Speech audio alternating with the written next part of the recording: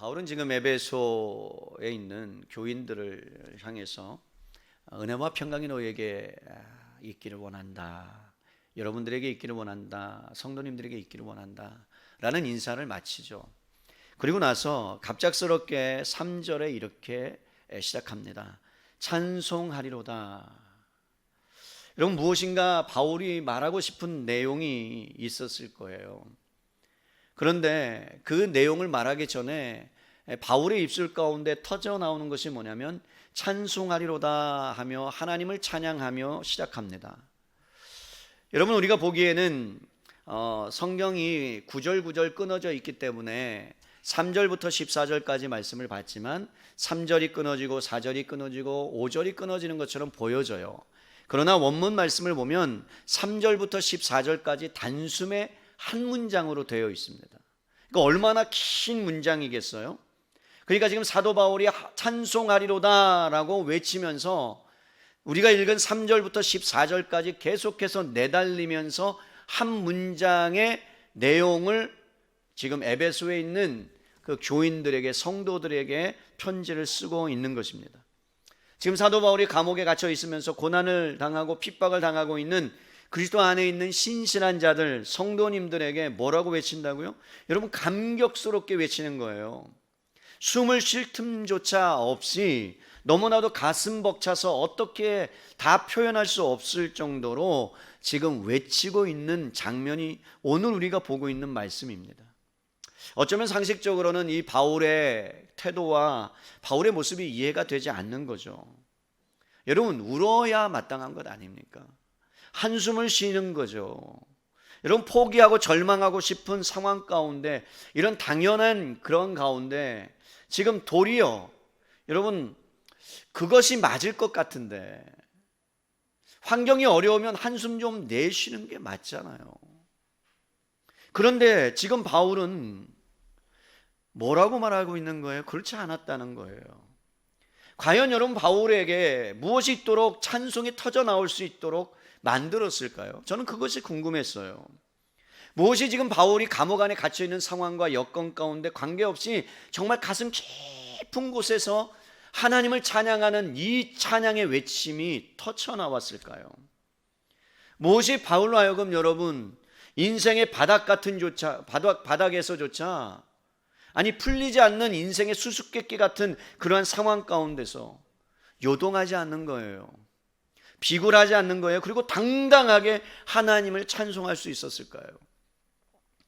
저는 이 말씀을 보면서 제 자신이 너무 초라해 보이는 겁니다. 바울이니까 그렇겠지. 바울은 위대한 사람이잖아. 그런 마음도 들었어요. 그러니까 하나님께서 바울을 쓰셨겠지. 바울은 나와 좀 달라. 내 인생하고 비교해 보면 바울은 어떻게 그렇게 살 수 있었지? 나는 그렇게 살 수 없을 것 같아. 라는 수많은 생각들이 제 안에 있었어요. 바울 속에 도대체 뭐가 있었을까? 하나님, 바울과 나는 뭐가 달라요? 바울은 어떻게 이러한 삶을 살 수 있었을까요?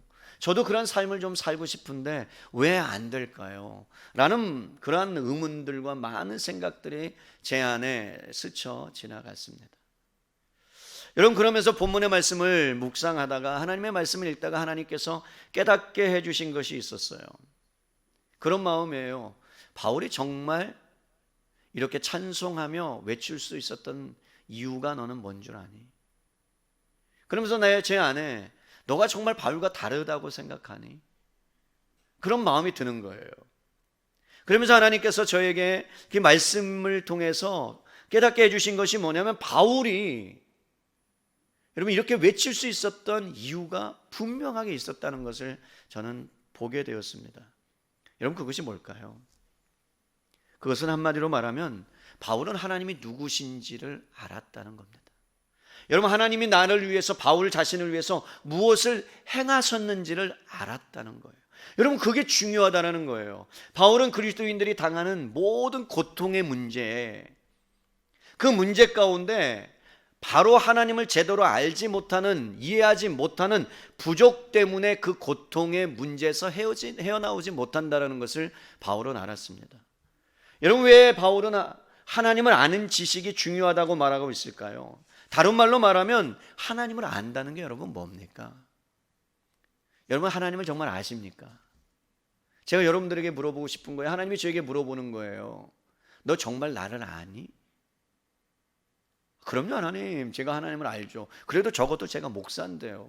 그래도 신학을 공부했는데요. 신학이 뭔지 아시잖아요. 하나님을 알아가는 학문 아니에요? 하나님, 그러니까 제가 하나님을 알죠. 그런 마음이 들었어요. 그런데 여러분, 정작 하나님을 안다는 것에 대해서 그리스도인들조차 오해를 하고 있다는 것을 아십니까? 하나님을 알지 못하면서도 하나님에 대해서는 많은 것을 알 수도 있다는 것이에요. 여러분, 하나님을 잘 알지 못하는데 하나님에 대해서는 알아요. 하나님을 잘 알지 못하면서도 경건에 대해서는 너무나 잘 아는 그러한 여러분 그리스도인들이 너무나 많다라는 사실이에요. 구약 성경을 살펴보면요, 성경 전체를 보아도 하나님의 백성들이 겪는 주요한 고통의 문제는 언제나 하나님을 아는 지식의 부족 때문에 발생한 겁니다. 여러분, 구약시대나 신약시대에 동일하게 하나님의 백성들은 자신들이 누구인지 바르게 인식하지 못할 때 언제나 방황했어요. 정체성을 잃어버렸다는 거예요. 그리스도인의 삶 속에 많은 실패를 하는 것은 하나님을 아는 지식 때문에, 그 부족 때문에 그렇습니다. 하지만 여러분, 하나님을 바로 알았을 때 그들은 자신에 대한 정체성을 깨달아요. 그래서 그리스도인다운 삶을 살 수 있는 비결이 뭔 줄 아십니까? 그것은요, 하나님을 아는 거예요. 우리의 눈이 열려져야 되는 거예요. 우리의 시각이 넓혀져야 되는 거예요. 자신의 신분과 위치를 확인하면서, 그러면서 하나님을 바로 알 때 나를 바라보게 되게 바로 알게 되고, 그럴 때 비로소 여러분 그 입술에서 하나님을 찬양하는 소리가 터져 나오는 것입니다. 호세아 4장 6절로 가볼까요? 여러분, 호세아 4장 6절에 가보면 이런 말씀이 나옵니다. 호세아 4장 6절이에요. 제가 읽어드려요. 내 백성이 지식이 없으므로 망하는도다. 내가 하나님을 아는 지식을 버렸으니 나도 너를 버려 내 제사장이 되지 못하게 할 것이요, 내가 내 하나님의 율법을 잊었으니 나도 내 자녀를 잊어버리리라. 여러분, 이스라엘 백성을 호세아 선지자가 진단하면서 하는 말이, 너희들이 망하는 이유가 뭔 줄 아느냐? 여러분, 사람들은 생각해요. 돈이 없어서 망한다는 거죠. 나에게 수완이 없어서 망한다는 거죠. 내가 성격이 부족해서 뭔가 망한다라고 생각할 수 있습니다. 그런데 여러분, 하나님의 관점에서 보면 뭐라고 말하는 거예요? 이 백성이 망하는 절대적인 이유가 뭔 줄 아느냐? 그것은 하나님에 대한 지식을 버렸기 때문이다. 하나님에 대한 지식이 없기 때문이다 라고 말씀합니다. 잠언 29장 18절에도 이런 말씀이 나와요. 묵시가 없으면 백성이 방자히 행하거니와 율법을 지키는 자는 복이 있다. 여러분, 묵시가 뭐예요? 하나님의 말씀이에요. 하나님을 아는 지식이에요. 그렇다면 하나님의 지식이 없으면 백성은 어떻게 한다고요? 방자히 행하는 거예요. 자기 마음대로 행하는 거예요.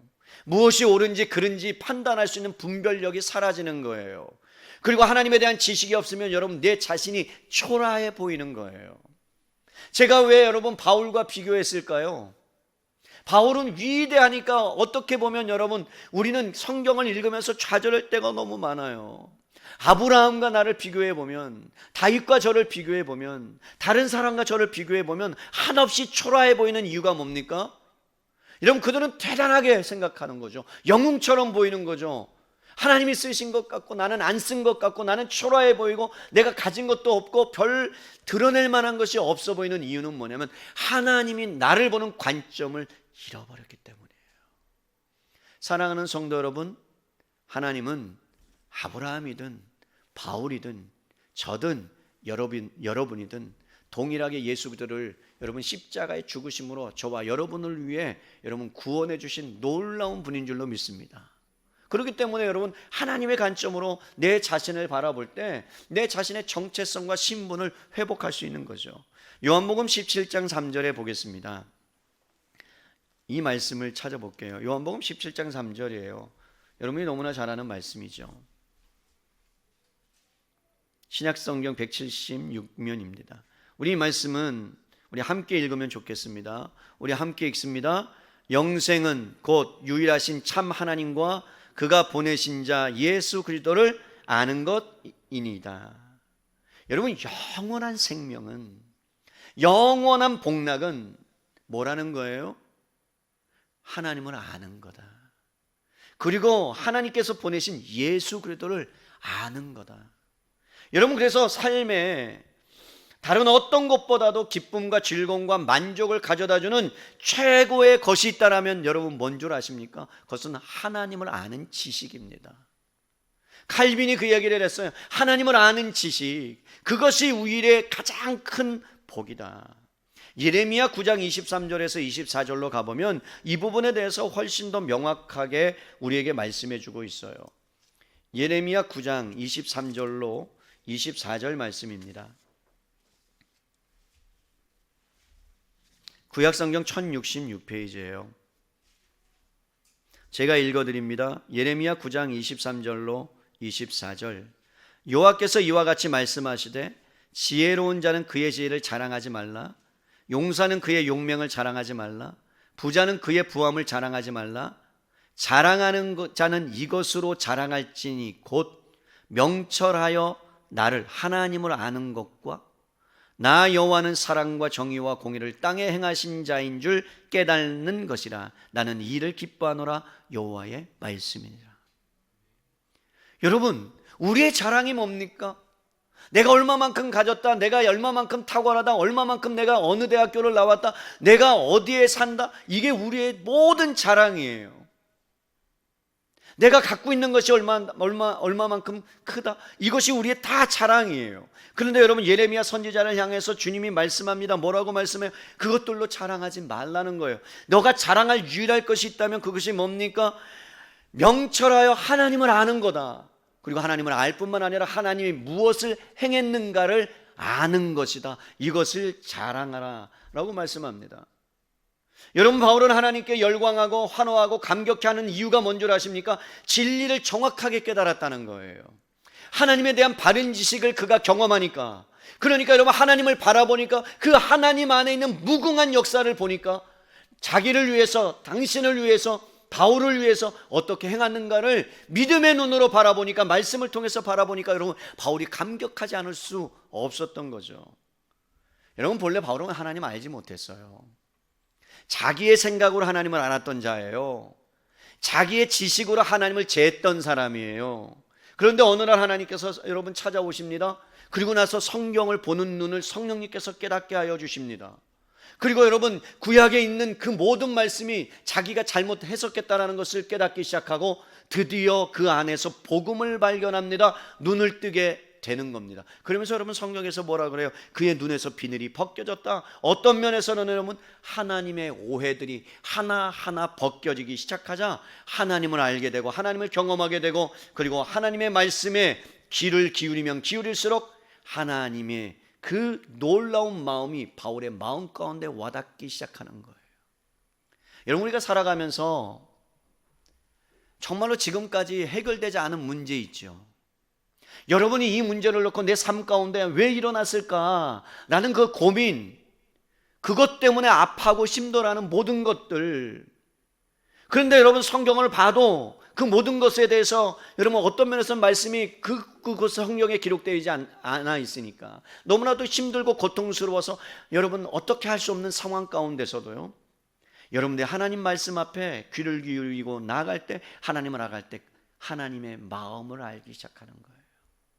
그럴 때야 비로소 여러분 그 풀리지 않는 숙제들이 하나하나 여러분 풀려지게 되는 겁니다. 여러분, 바울은 구체적으로 하나님에 대해서 어떠한 진리를 알았길래 이렇게 찬송하면서 하나님께 영광을 돌렸을까요? 우리 다시 한번 에베소서 1장 3절의 말씀만 우리 함께 합독합니다. 시작. 찬송하리로다 하나님 곧 우리 주 예수 그리스도의 아버지께서 그리스도 안에서 하늘에 속한 모든 신령한 복을 우리에게 주시되. 바울이 깨달은 게 뭐예요? 여러분 다시 한번 보세요.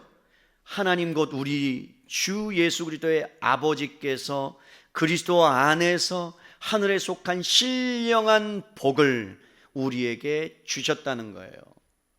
여러분, 한마디로 말하면 제일 먼저 하나님 앞에 찬송하리로다 바울이 입술 가운데 터져나온 이유는 여러분 하나님께서 바울에게 놀라운 일을 베푸셨다는 것을 깨달았다는 거죠. 여러분 하나님께서 우리에게, 저에게, 여러분에게 무엇인가를 행했다는 것을 알게 되면 감격이 터져나올 수밖에 없다는 거예요. 그 일이 뭐라고 말합니까? 오늘 한마디로 말하면 복을 주셨다는 거예요. 복 때문이라는 거예요. 여러분 그러므로 우리가 찬송해야 될 이유, 오늘 본문의 제목입니다. 뭐 때문이냐면 하나님의 복 때문이에요. 여러분 하나님의 복 때문에 하나님을 날마다 찬양할 수 있는 저와 여러분 될 수 있기를 바랍니다. 여러분 그렇다면 어떤 복일까요? 다시 한번 3절을 볼까요? 그 복은 어떤 복이에요? 그리스도 안에서 주신 복이죠. 그리고 또요 하늘에 속한 복이죠. 그리고 또 뭐라 그래요? 모든 신령한 복이랍니다. 여러분 여기서 말하는 것은 하늘에 속한 모든 신령한 복인데, 신령한 복이라는 것은 햇빛이나 공기나 물이나 모든 사람에게 주시는 일반적인 복을 말하는 건 아니에요. 여러분 세상 사람들은요 보편적으로 복 그러면 어떤 것이 떠오릅니까? 보이는 것, 물질적인 것, 가시적인 것, 땅의 것이 복이라고 생각합니다. 여러분 물론 이 복을 이 땅에서 누리는 것, 그리고 누릴 수 있어요. 좋은 거죠. 왜냐하면 구약시대 때도 보면 하나님께서 아브라함을 통해서도 그런 물질적인 부분들, 보이는 것들, 땅에 있는 것들을 여러분 누릴 수 있는 은혜도 베풀어 주셨어요. 그런데요 하나님의 시각에서 보면, 하나님의 차원에서 보면 이 땅에 속한 물질적이고 가시적이고 땅의 복과 대비되는 복이 있는데, 여러분 바울은 그 복에 집중하고 있다는 거예요. 여러분 그 복은 어떤 복이에요? 하늘에 속한 복이래요. 그리고 신령한 복이래요. 여러분이 하늘에 속한 복이다, 신령한 복이라는 뜻은 특별한 사람에게 하나님께서 특별하게 베풀어 주시는 복을 말씀합니다. 누구에게요? 1절의 말씀을 우리가 보았죠. 그리스도 안에 있는 자에게 주시는 복입니다. 성도들에게 주시는 복입니다. 교회라고 부르는 모든 자들에게 주시는 복입니다. 그러니까 여러분 사랑하는 성도 여러분, 누구든지 그리스도 예수 안에 저와 여러분이 속해 있다면 이 복을 여러분 받을 수 있을 뿐만 아니라 이미 받은 줄로 믿습니다. 이미 받은 거예요. 여러분 누구는 적게 받고 누구는 반이 받고 그런 게 아니에요. 여러분 눈이 열려야 보이는 거예요. 영적인 시각이 열려야 보이는 거예요. 그래야 하늘의 복을 우리가 알 수 있어요. 그리고 이 하늘의 복을 깨달았을 때 어떤 일이 일어나느냐? 환경이 보이지 않아요. 여러분 환경은 그대로예요. 상황은 변하지 않았어요. 그런데 여러분 어떠한 상황 가운데서도 기뻐할 수 있는 거예요. 그런 찬양이죠. 내가 매일 기쁘게 순례의 길을 행함은, 그죠? 주의 팔이 나를 안보하며. 여러분 믿으십니까? 코로나19가 와도 여러분 조금 어렵고 힘이 어렵고 힘들지라도 여러분 여전히 주님은, 하나님은 저와 여러분과 동행하고 계시고 여러분과 함께하고 계시는 줄로 믿습니다. 이것은 누구에게만 주어지는 복이냐? 그리스도 예수 안에 있는 자에게 주어지는 동일한 복이에요. 여러분 안에 복이 있는 줄로 믿습니다. 그럼에도 불구하고 여러분 예수님을 믿고도 예수님을 믿은 것이 얼마나 큰 복인지를 모르며 살아가는 성도들이 많다는 게 너무나 안타까운 일이죠. 복을 받지 않은 것처럼 살아가는 경우도 많아요. 어떤 복을 받았는지 어떤 복을 받게 될지 모르며 살아가는 성도님들도 교회 안에 너무나 많이 있습니다. 여러분 생각해 보세요. 복을 주셨는데 그 복을 누리지 못하고 살아가면 얼마나 비참합니까? 제가 간혹 예화를 들잖아요. 여러분 안에 제가 여러분 통장을 하나씩 준다고 생각해요. 그런 생각도 했어요. 부활주일날 예배를 못 드리면 제가 뭐라도 하나씩 이렇게 만들어서 거기다 계란도 좀 넣고 과자도 좀 넣고 해서 드라이브 스루 해갖고 또 성도님들 만나서 띵동 누르고 딱 이거는 못하니까 그리고 선물 드리고 좀 이렇게 하면 어떨까. 그런데 여러분 그 선물이 너무나 귀해서 너무나 감사해서 야 목사님이 이런 선물을 어떻게 줄 수 있어. 그리고선 여러분 6개월 동안 갖고 있으면 그거 썩어서 버려야 돼요. 하나님이 통장을 줬는데 여러분에게 여러분 은행에 쓰라고 줬는데 그거 계속해서 여러분 담아두고 있다면 그게 무슨 소용이 있겠어요? 똑같은 얘기예요. 하나님께서 우리에게 복을 주셨는데, 하늘의 신령한 복을 예수님을 믿는 사람에게 주셨는데 우리가 어떤 복을 받았는지 그 복을 누리지 못하고 살아간다면 얼마나 불행합니까? 안타깝습니까? 여러분, 이 복이 뭐라고 누가 주셨다라고 말씀합니까? 우리 성경에 보니까 그리스도의 아버지께서 주셨다라고 말합니다. 하나님께서 주신 거예요. 여러분, 그분은 누구예요? 예수 그리스도의 아버지세요. 복의 주체와 기원이 하나님이십니다. 철저하게 하나님으로부터 나오는 복이에요. 하나님의 관계 속에서만 누릴 수 있는 복이요, 하나님을 떠나서는 누릴 수 없는 복인 줄로 믿습니다. 여러분, 오늘 말씀을 보시면 이것이 어떻게 구체적으로 나오냐면 4절 보세요. 우리를 택하셨다라고 말해요. 5절을 보세요. 우리를 예정하셔서 자기 아들들이 되게 하셨다라고 말씀합니다. 여러분, 6절을 보세요. 그의 은혜의 영광을 찬송하기 위해서 복을 주셨다는 거죠. 8절 볼까요? 모든 지혜와 총명을 우리에게 넘치게 하셨답니다. 9절에서 10절을 보세요. 우리에게 비밀을 알려주셨답니다. 11절은요, 모든 일을 그의 뜻대로 결정하시는 그 놀라운 일을 우리에게 주셨다라는 거예요. 오늘 성경에 나오는 3절에서 14절의 말씀만 우리가 깨달아도요, 이 복을 엄청나게 이 땅에 살아가면서 누릴 줄로 믿습니다. 여러분, 하나님을 알아가면 알아갈수록 신기하고 놀라운 것은 뭐냐면요, 내 영혼이 하나님 안에서의 만족함을 누린다는 거예요. 세상이 간 곳 없고 구속한 주만 보이는 그 찬양의 고백이 나와요. 한마디로 우리에게 하나님께서 구원의 복을 허락해 주셨어요. 그런데 이 일은 어떻게 이루어진 거예요? 여러분, 3절 안에 한 성부와 성자와 성령 하나님께서 창세 전에 회의를 여셨는데, 그러면서 성부 하나님이 말씀하시는 거예요. 우리가 함께 누리는 이 연합과 사랑과 완전함과 그리고 안식을 한 무리를 택해서 나의 백성들이 누리도록 하자라고 회의를 여셨습니다. 그리고 나서 하나님께서는 천지 만물의 창조부터 종말까지 모든 일을 계획하시고, 그 계획 속에는 저와 여러분의 출생과 여러분 죽음까지도 포함되어 있는 줄로 믿습니다. 우리가 알기도 전에, 태어나기도 전에, 창세 전에 하나님께서 저와 여러분을 택하시고 여러분이 죽을 그 시점까지도 아시면서, 그러면서 여러분 그 모든 사역들을 예수님께 맡기셨어요. 그리고 그 예수님이 이 땅에 오셨습니다. 그리고 예수님께서 그 모든 일들을 행하셨습니다. 그런데 여러분, 사람들이 깨닫지 못해요. 예수님이 하시는 일들을 보고 사람들이 시기하고 질투해요. 그런데 그것을 깨닫게 하시는 분이 누구세요? 성령 하나님께서 오셔서 예수 그리스도가 하신 일들, 성부 하나님이 하신 일들을 우리 가운데 적용시켜 주시는 거예요. 그게 3절부터 14절까지의 말씀에 녹아져 있는 거예요. 사랑하는 성도 여러분, 저와 여러분이 오늘 한 분도 빠짐없이 하나님이 부르셨기 때문에 다 나와 이곳에서 예배 드리는 줄로 믿습니다. 왜냐하면 하나님이 택하시지 않았다면 예수님 앞에 나올 수 있는 사람이 없기 때문에 그렇습니다. 그러므로 여러분은 복받은 자예요. 왠 줄 아십니까? 창세전에 하나님 마음 안에 이미 여러분을 품고 있었어요. 여러분, 그런 거 있잖아요. 신혼부부가 결혼하면 뭘 품어요? 요즘은 안 그렇지만 아이를 낳아야 되겠다, 하나님이 주신 생명을 낳아야 되겠다, 그런 마음을 품잖아요. 소원을 품잖아요. 그런데 여러분, 아이가 나오기도 전에 그 마음을 품고 아이가 나왔을 때 얼마나 예쁘겠어요. 어저께 여러분 영상통화가 갑자기 저한테 왔어요. 그럴 일이 없는데 조은영 성도님이 2주 동안 조리원에 있다가 퇴원한다고 하율이하고 통화하자고 말도 못하는 하율이를 보여주면서 제가 소통했다는 거 아니에요. 하율아 안녕, 잘 지냈니? 속으로. 그러면서 여러분 기도해달라고. 얼마나 예쁜지 몰라요. 하율이하고 똑같이 생겼어요. 얼마나 순한지. 내가 막 기도했는데도 막 아멘 하는 것처럼 보여지고 제가 은혜 받은 거죠. 여러분, 얼마나 좋은지 몰라요. 그 마음의 소원을 가지고 그 아이가 태어날 것을 소망하면서 기다려. 그 이미 마음에 품었잖아요. 아이가 태어났을 때 얼마나 기뻤겠어요. 우리 하율이를 위해서 기도해 주세요. 심장에 약간의 구멍이 있어서 그것이 막히도록 여러분 기도 부탁드립니다.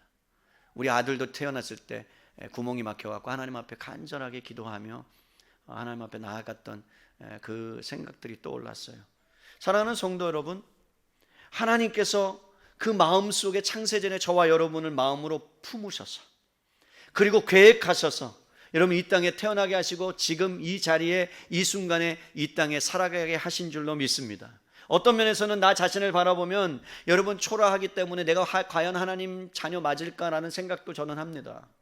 어쩌다가 내가 하나님의 부르심을 받아서 이 정말 하나님의 위대한 말씀을 전하는 목사로 부름을 받았을까? 때로는 여러분 저의 연약한 모습을 보면서 하나님, 내가 정말 하나님 앞에서 한없는 죄인이군요.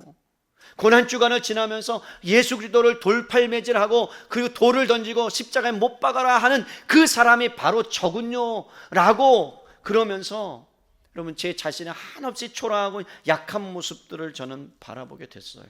그럼에도 불구하고 한편으로는 어떤 마음이 들었냐면 이 말씀을 읽으면서 그렇구나, 하나님 마음속에 죄인 중에 죄인인 나 같은 자도 그 품 안에 하나님이 미리 창세 전에 나를 품으셨구나. 그러면서 얼마나 감사했는지 모릅니다. 여러분, 우리는 이 땅에 살아가면서 내 관점으로 우리 자신을 바라보지 말고요, 정말로 우리의 성품과 우리의 태도를 보아도 다른 사람과 비교하면 별로 이렇게 내세울 것 없는 사람들, 아니 그런 사람들이지 않습니까? 그럴 때마다 우리가 돌아가야 될 게 뭐예요? 여러분, 말씀으로 돌아가고 하나님께로 돌아가면 여러분 성경에서 과연 저와 여러분들을 뭐라고 말씀하고 있는가를 여러분 다시 한번 묵상한다면 하나님 그 안에서, 여러분 그 안에서 하나님의 사랑, 하늘에 속한 복, 그리스도 안에 주어지는 모든 은혜를 여러분 경험하고 붙잡고 승리하게 될 줄로 믿습니다. 복의 주체는 하나님이세요. 하늘에 속한 신령한 복은 하나님께로부터만 오는 겁니다. 그렇다면 여러분, 이 세상에서 가장 최고의 복이 뭘까요? 여러분, 최고의 복은 저는 하나님 자신이라고 생각해요. 왜 그럴까요? 하나님 안에 모든 것이 있으니까. 절대적이잖아요. 부족함이 없으시잖아요. 완전하시잖아요. 그분 자체가 선이잖아요.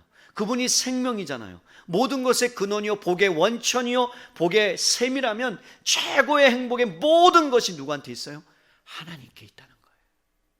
여러분, 인류를 하나님께서 창조하시고 여러분 계속해서 인류가 타락하자 하나님께서 홍수로 심판하십니다.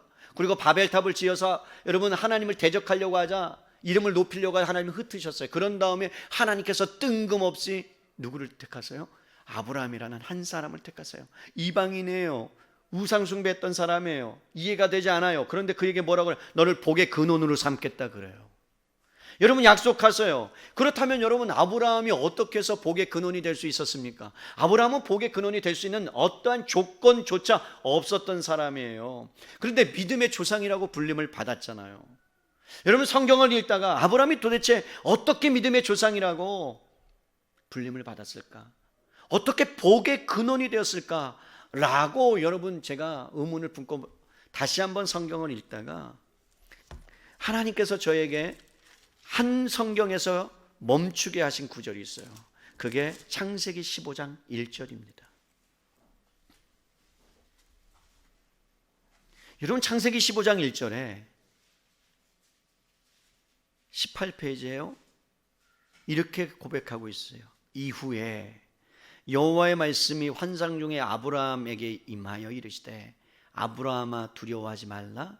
나는 내 방패요 너희 지극히 큰 뭐라고요? 상급이라. 여러분, 다른 말로 표현할게요. 아브라함아 두려워하지 마. 놀라지 마. 너는 너의 힘으로 복의 근원이 되는 게 아니야. 너가 복의 근원이 될 수 있는 것은 내가 너의 방패가 되기 때문이고 또 너의 지극한 복, 내 하나님 자신이 복이기 때문에 너가 복의 근원에 속할 수 있는 거야. 이렇게 말씀하시는 거예요. 다시 말하면 여러분, 아브라함에게 뭘 알려주신 거예요? 너 복은 나를 아는 거야. 하나님을 아는 거야. 내가 복의 근원이야. 그래서 여러분, 아브라함이 어려울 때마다, 힘들 때마다, 좌절할 때마다 하나님께서 나타나셔서 뭘 상기하세요? 나는 강한 자다, 나는 전능자다, 계속해서 하나님에 대해서 알려주십니다. 그것을 여러분 아브라함이 경험했을 때 그가 여러분 믿음이 없음에도 불구하고 하나님을 알아갈 때 하나님께서 그에게 믿음을 허락하여 주시고 믿음의 조상으로 만들어 주셨다는 거예요. 놀라운 것은 뭔지 아십니까 여러분? 나의 상태와 조건에 상관없이, 나의 지위와 상관없이 온 우주 만물을 창조하신 하나님께서 저와 여러분들에게 하나님의 손에서 구원을 받게 하시고 여러분들을 하나님의 복에 여러분 참여하게 하신 놀라운 은혜를 여러분이 누리고 있다는 사실에 감사할 수 있기를 바랍니다. 하나님은 우리를요 세상의 명성이나 권력이나 지위의 여부에 따라서 복을 주시지 않아요. 여러분, 우리가 하나님을 열심히 사랑하고 열심히 하나님 법을 높이고 예배해서 여러분, 어떤 사람은 복이 많이 있고 어떤 사람은 복이 적다라고 여러분 말할 수 없어요. 이 복은요, 하나님 안에 들어온 사람들은 다 동일하게 누릴 수 있는 복이에요. 온 세상이 나를 중요하게 여긴다 할지라도요, 어떤 면에서는 하나님께서 나는 그렇게 보지 않을 수도 있어요. 그러니까 높은 곳에 올라가야만 하나님께 영광 돌리는 삶이다, 아니에요. 그렇지 않을 수도 있어요. 내가 있는 곳에서 하나님께서 주신 그 구원의 감격에 너무나도 겨워서 하나님을 찬양한다면 그는 복을 누리고 있는 사람인 줄로 믿습니다. 우리에게 보이는 복이 아니에요. 그 복은 잠깐 있다 없어질 복입니다. 하나님은 우리가 세상에서 미련하고 멸시받고 악하고 천하고 그런 사람임에도 불구하고 여러분, 하늘에 속한 신령한 복을 선물로 주셨다는 거죠. 우리는 이 사실을 깨달아야 합니다. 그러니까 찬양하지 않을 수 없는 거예요. 감격하지 않을 수 없는 거예요. 감사하지 않을 수 없는 거예요. 너무나 감사한 거죠. 여러분, 하나님의 마음이 좀 느껴지십니까? 우리에게 복을 주시지 않으면 안 될 만큼 간절한 하나님의 마음이 여러분 보이지 않습니까? 갑작스럽게 주신 게 아니라니까요. 옛다 먹어라 이게 아니에요. 그래서 여러분, 생각하고 계획하고 실수로 주어진 게 아니라 철저하게 심사숙고해서 여러분들에게 베풀어야 되겠다, 줘야 되겠다라고 하나님께서 창세전에 계획하시고 여러분께 주신 거예요. 누구를 통해서 주셨다고 말합니까? 오늘 3절을 보세요. 누구를 통해서요? 그리스도 예수 안에서. 여러분, 왜 그리스도 예수 안에서일까요? 이 복이 왜 예수 그리스도 안에서만 오는 걸까요? 하나님이 예수님께 맡기셨다니까요. 이게 어디 나와요? 골로새서 2장에 나와요. 골로새서 2장으로 가보겠습니다. 골로새서 2장 2절로 3절에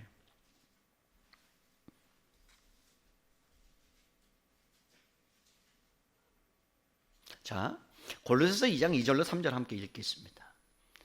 325페이지 시작. 이는 그들로 마음의 위안을 받고 사랑 안에서 연합하여 확실한 이의 모든 풍성함과 하나님의 비밀인 그리스도를 깨닫게 하려 함이니 그 안에는 지혜와 지식의 모든 보화가 감추어 있느니라. 여러분, 예수님 안에는 지혜와 지식의 모든 보화, 이거는 그냥 엄청난 보화가 누구 안에 있다고요? 예수 그리스도 안에 있다는 거예요.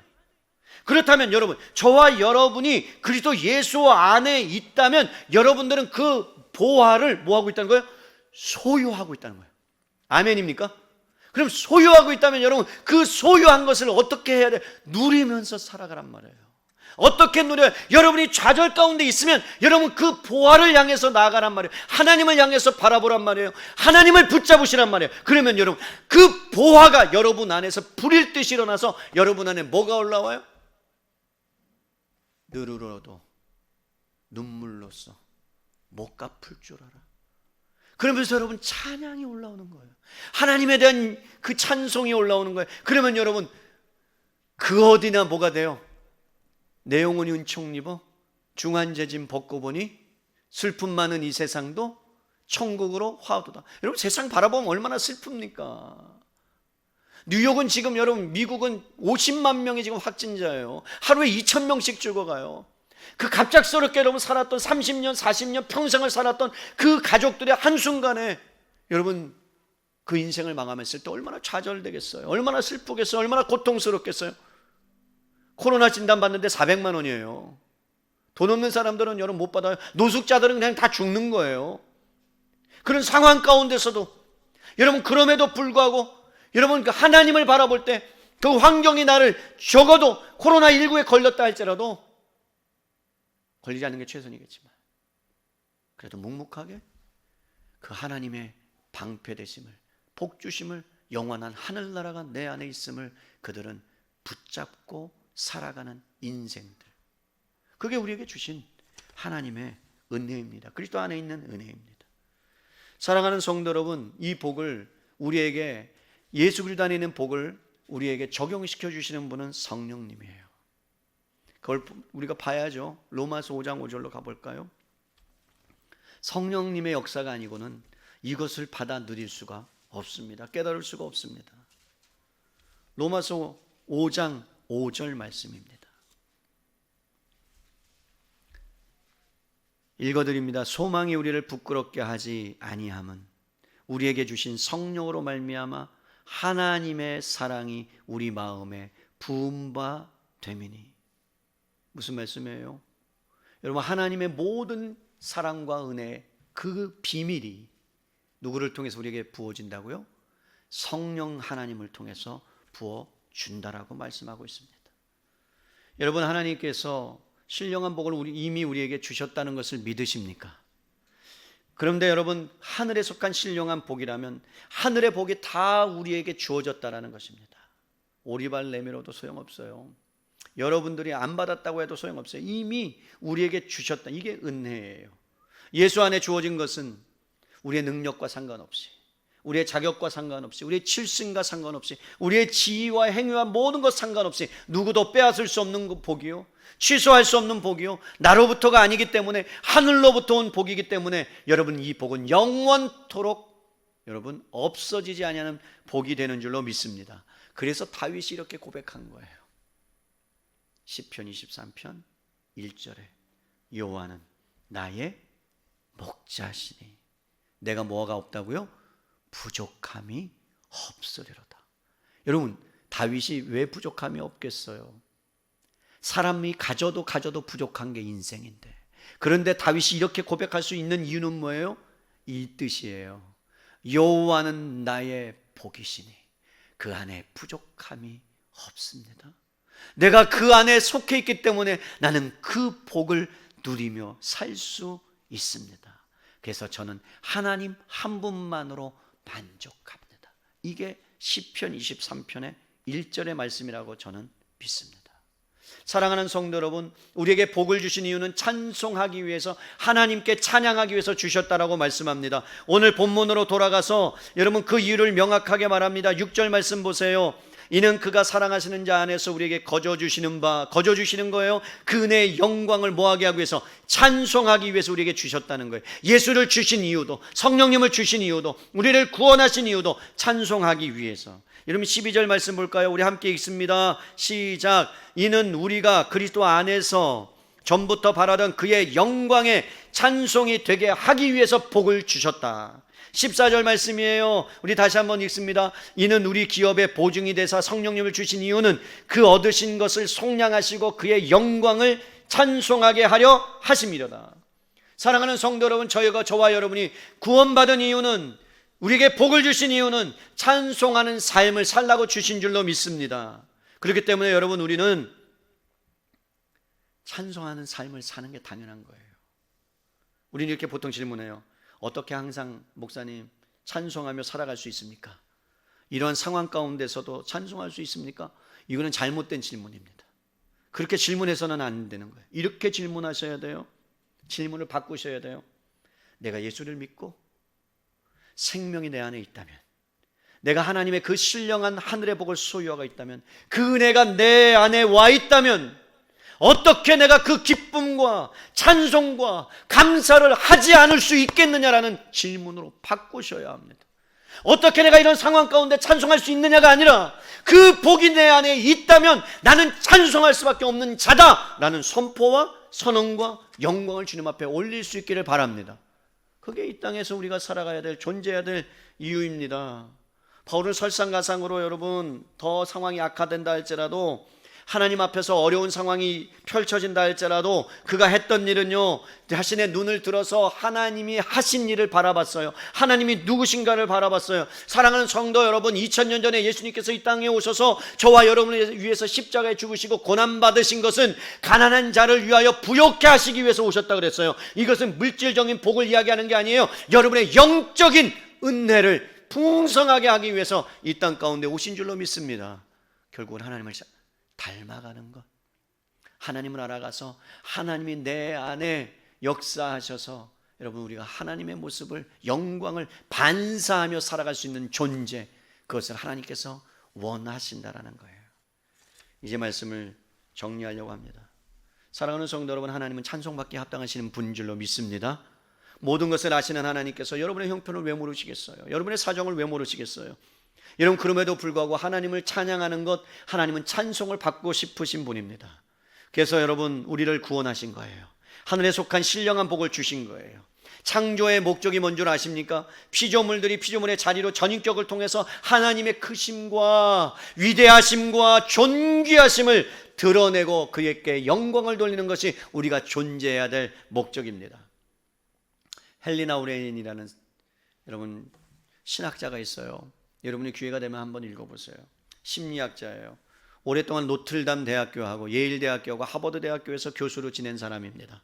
매년 여러분 무게 있는 책을 한 권씩 써낼 정도로 아주 부지런한 학자요, 탁월한 학자였어요. 1996년에 세상을 떠났습니다. 그런데 여러분 세상을 떠나기 전 마지막에 한 10년을 캐나다에 있는 데이브레이크라는 정신지체 장애인 수용 그 기관에서 여러분 봉사하면서 그가 끝까지 한 아이 아담이라는 25살 된 청년을 돌봤어요. 그 아담이라는 청년은 육체적으로요, 정신적으로 중증을 안고 있는, 말도 못하고 걷지도 못하고 혼자 힘으로는 웃을 수도 없는 친구였습니다.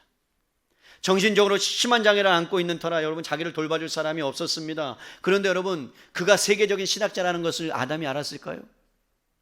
그가 탁월한 여러분 심리학자라는 것을 아담이 알았을까요? 그런데 여러분 그러한 사람이 왜 자기에게 정성을 쏟아드는지, 헌신하는지, 사랑을 베푸는지, 얼굴을 닦아주고요, 이를 닦아주고요, 그 다음에 모든 것들을 머리도 벗겨주고요, 면도도 해주고요, 옷도 입혀주고요, 먹을 것도 먹여주고요. 여러분 제 마음대로 어떻게 할 수 없는 상황 가운데 그의 손을 꼭 붙잡고 먹을 밥을 줄 때, 식사를 할 때 입에다 넣어주는, 그런데도 여러분 2시간 이상이 걸리는 그러한 일들을 이 학자가 했다는 거예요.